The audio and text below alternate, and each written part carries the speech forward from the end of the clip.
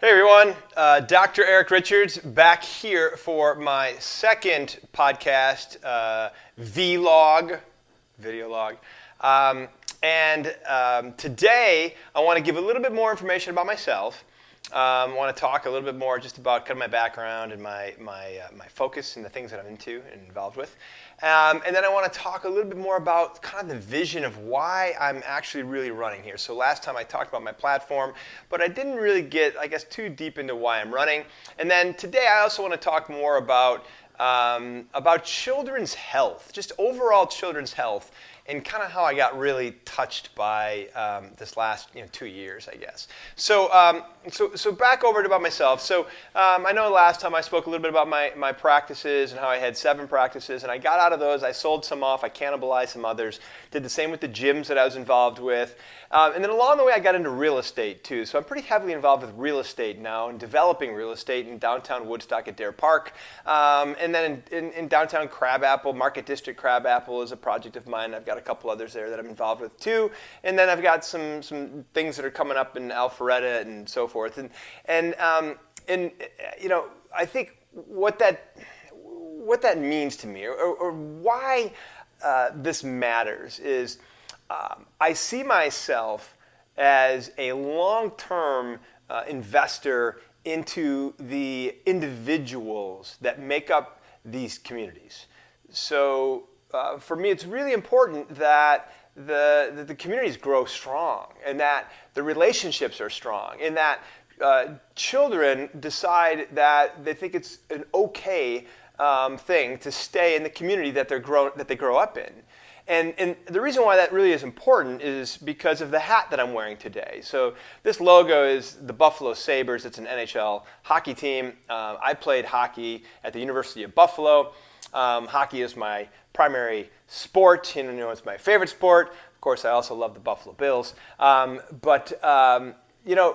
That community, Buffalo, Lockport, New York, where I'm from, it's a relatively contracting community.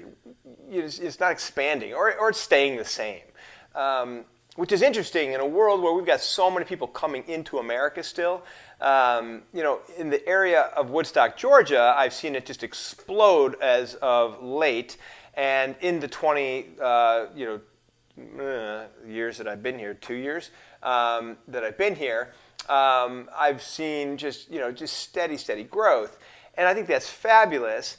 Now, lately, there's been more growth, more kind of reorganization of the Atlanta area growth, I think, in Woodstock than almost anything else. Now, because I'm in real estate, I also have sold homes to Chicago and to Portland, Oregon, to Philadelphia. There was another one that I just forgot, another Northeast city. But I've had a chance to talk to people who moved into the area. I run an Airbnb as well. That it's not really me, but my wife kind of takes care of it. And we've had so many people come here, from California who stayed and were looking for property, or Colorado coming in looking for property, and they're spending a couple weeks or a month with us, staying in our apartment. While they are checking out the area. And it's always interesting to talk to those people and find out why they're leaving. And I'll tell you, the reason why Woodstock does really, really well on the list for them is because of what we accomplished as an economy through the pandemic, what we accomplished in our school system as it relates to mandates during the pandemic. So, I look at that and I think, okay, well, that's great. So did our school board fail? Well, no, we actually had one of the best situations that you could count on or look at as far as kids go. I think the Cherokee County Schools did better than my private school that my kids go to as it relates to mask mandates. I mean, really. And it's like, again, to me, I just thought the science was evident that you couldn't wear a cloth mask for 8 hours a day and have it stop anything. I don't understand how that science is not so easy to understand. Can a mask work in an environment? Yeah, it sure can, but you better be surgical gloves, mask, and changing them out at least every hour, or if not every hour, every time you change rooms. So it just, it becomes a whole different, question as to what we were doing. But through that, I started looking at it. I thought, what? If I'm going to be someone who holds real estate for, potentially generations, not just me, but generations, are we going in the direction that will continue to have people look and say, I'm jealous of what they have, and I want what they have for myself, therefore I'm moving and I'm going there. And what's great about that is that, we've heard people say, don't bring your vote with you, kind of a thing, right? And I think, how would that even be the case? They realize exactly why they're running away from what they're running away from. And in that, though, I think what we start to fall back then and start to become critical thinkers on is, well, how did we get there? How did we get to this place? How did Cherokee County end up so good, and how did Woodstock do so well? So, Woodstock proper for me and my, voting constituents, Town Lake and Woodstock, and I would say that we got there off of the backs of the parents, and that is really why this idea of running became such a real thought for me. Instead of the thing I poo-pooed and said, no, I don't know what you're thinking. It really started to become that, you know what, you're right. The fact that parents have to show up every Thursday board night to a meeting with a stack of letters from kids and parents and sit there and do whatever they can to convince the board to not mandate, to stay open, to put kids back in school, to not quarantine as much, to reduce the testing requirements, and I think those are the failures, really. All that stuff. It's just not right in my mind. So that's why I'm running. I'm running because I have a voice. I'm running because I'm used to fighting. I'm running because I don't mind if I'm standing alone. I'm a chiropractor. Most people think that I'm not a real doctor. You know what? I fought that my entire life.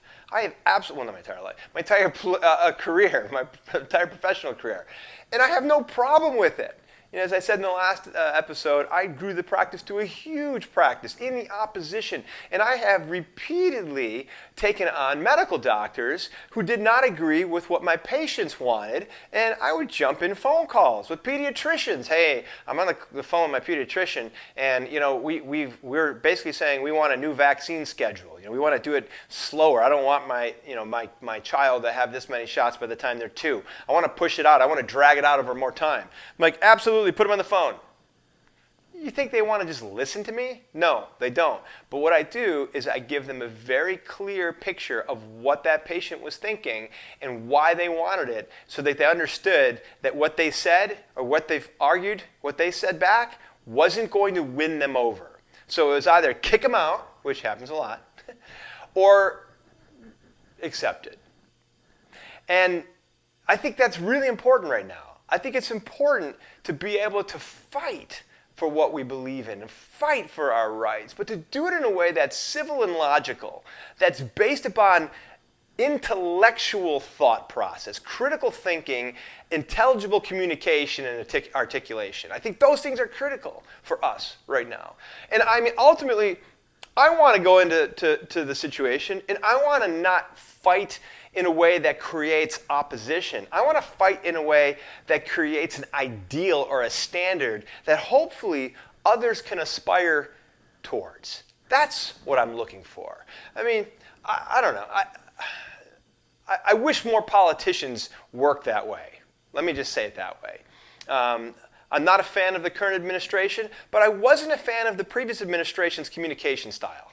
And I think there were opportunities that were missed then and now to articulate in a way that might actually create leadership for all. I know in the end, we're never going to all see things the same, but man, it's been a while since I've seen a leader who I feel like has had the capacity to, at the very least, rally both parties around some ideas. So, all right, that's kind of a big thought. Let me move on. So health. So I told you a little bit more about myself, the real estate, because I thought that was important just to kind of understand. Like, I have a long-term vision for this area. I don't plan on selling out and moving away. I want to be here for the rest of my life. Now, I don't want to just be here. I love the beach. I want to go watch some Sabres games, stuff like that. But this is what I see myself in my primary residence really for the bulk of my years. So. And just my brother lives here. My younger brother, he moved here. He's a chiropractor who works in my practice with me. My parents have since moved here as well in the last few years. My in-laws had moved here It was 2 years after I started the practice. My in-laws moved here. My sister-in-law moved here a little bit before that, before I actually started the practice up. I was still in school at the time. And then my brother-in-law is here as well, moved at the same time that my in-laws moved here. So basically all my family is here, except the one older brother who lives up in Lockport, New York, working in Buffalo. Previous episode, if you want to catch it, I talk more about it. So I got a long-term vision for this community, and that's why I'm invested. That's why I care. On the standpoint of health, the previous one I talked a little bit about the two things that I've done, which are kind of lifestyle leadership for kids. And a big part of that is identifying how many pounds of sugar, 25 pounds, or how much volume, or what 25 pounds of sugar looks like, right? If you're a kid, who's eating 25 pounds of sugar a year, average American eating roughly that amount of sugar, kids are probably actually driving that the most, right? So maybe they're closer to 35 pounds in some cases, which is where we get this average. Could you imagine that if you actually saw that all at once? And just try to dig in and start eating it and see how far you get. What, 1 spoonful, 2 spoonfuls, and then it's like, oh my gosh, I can't do any more of that. But hidden in our diets the way it is, it becomes a very significant problem, and it's a problem to focus in our ability to functionally learn, right? It's a problem for our ability to actually have a functional immune system. It does have a negative impact there. It is a problem for grades. It's a problem for our overall health, our energy levels. So there's ultimately a pretty significant need for change there, and I really want to help drive that. Now, in that, where does it start? Well, it starts with parent education, first of all. And I think parent education coming from a board member or board of education is a fabulous place to start versus it getting pressed back over against the board from the parents. And I think there are lots of parents who are already doing that. Now, in the CrossFit world, I'll tell you, this has been an interesting kind of thing to watch this guy. So as I mentioned previously, I own 4 CrossFit gyms. The founder of CrossFit, Greg Glassman, a bit of a crazy guy. So don't associate me with him, other than, because you'll find videos of him out there, and he utilizes language that I'm not favorable to, and he says just kind of rude, abrupt things that he shouldn't say. So there's a lot of things about him that I'm like, I don't really like. But what I do like is that he went on a really, really great path for a period of time where he was pressing into education, into the Senate, and into other congressmen and women on lifestyles for children and how important it was to overcome diabetes. And it was not just diet, because if you read, and this is something I thought that it'd be great for everyone to do, just think about how useful this could be when you read this, which is the 100 Words of Fitness that he created. And that was really the basis of CrossFit. And it's not like, go and, do crazy stuff all the time. But it was really a really nice look at how to become functionally adapted, how to be in a place where you can do most tasks really well. Some tasks may be better than others, but for the most part, you're not a specialist, but rather you've specialized in all areas of health and wellness. He talks about diet, and it's like avoiding sugar, eating the right combination of foods, a little bit of fruit, not excessive, again, on the sugar avoidance. It's a very well thought out way to do life. And if everyone just at least got educated on that a little bit, oh my goodness, it would be a fabulous, fabulous change, I would hope, long term, in how the outcomes of our next generation's health will be. And I think that's something that has been long overlooked in the school systems, neglected, even replaced. We see that more and more, where we feel like the academia is everything. And I'm not saying that we need to take more time out of a child's day in school to spend on fitness and health. I think that could be very valuable, but honestly, it comes down to what do the majority believe in this area. What do they believe? Maybe they believe that there's enough sport happening outside of school, so school's about academia. Okay, if that's the case, then great.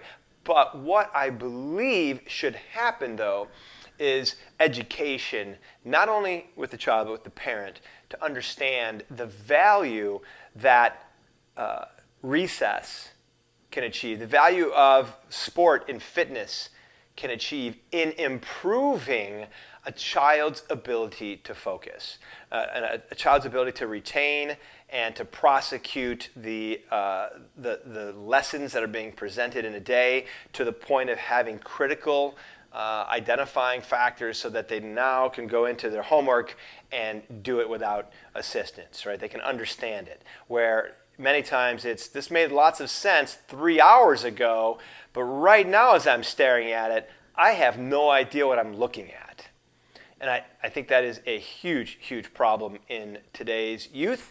I know it was a problem in my era's youth, but not as significant as today. So I've got a daughter's in 4 AP classes. She's a junior in high school in our private school. She's in 4 AP classes, and she does really, really, really, really well. She's an incredible student. But I've seen how this AP calculus has had more gaps, between what she brings home and what she gets done than I've ever seen before in any other class. And I feel as though part of it is that she doesn't have the right break in place in school that allows her to kind of reset, refocus, and be in a place where she's able to accept that information, which then makes the schedule, the day's schedule, becomes a critical consideration for the quality that you're getting from school, your scholastic education. So all of these things I think are areas that should be a conversation that is being a little bit more I guess, focused on action steps. Not just, hey, this matters, and then, we don't do anything about it. So that's an area I'm passionate about. I wanted to talk about that because I feel as though I could get a lot of people on board with me with that, and we could get something done, and we could make change. So yeah, that's really one of my major focuses for this year, and winning a position on the board. All right. I'm grateful for your time. I'm grateful that you are listening, and I'm going to try to keep these short so that you aren't shying away from looking at the next one when it pops up. All right. God bless you all. Have a fabulous rest of your day, whatever time of day this is, and I hope I can win your vote. If you have any questions you'd like to direct towards me, please check my website. I've got ways for you to contact me there, and we can get together, we can meet, we can talk on the phone, we can have coffee, you can come to my office, we can figure it out, or we can send emails back and forth, or text messages. I'll do anything that you want to be in touch with me. So, all right, May 24th. Don't forget that. That is the date for the primary, and the primary is really where this election is primarily fought typically. So, all right, I appreciate you. Thanks.